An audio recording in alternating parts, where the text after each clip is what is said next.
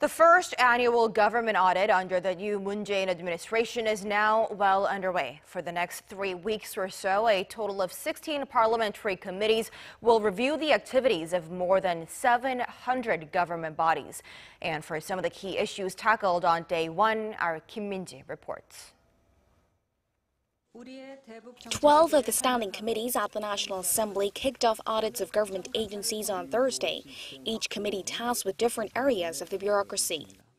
With North Korea continuing its provocations and exchanging harsh words with Washington, the spotlight was on the Ministries of Foreign Affairs and Defense.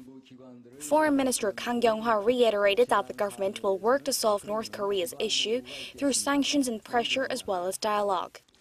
Although she noted that the North appears unwilling, she said Seoul will closely cooperate with regional powers such as China and Russia and use their leverage over Pyongyang to bring it back to talks.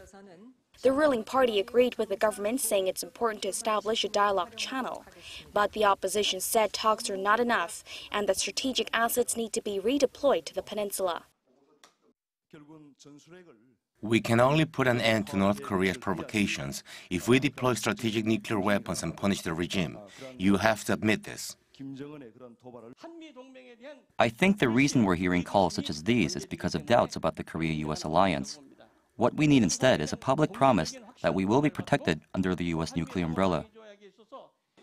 And as part of efforts to step up defense capabilities, Defense Minister Song Young-moo said that South Korea is seeking to regain wartime operational control over its forces at an early date by discussing the timing and conditions with Washington.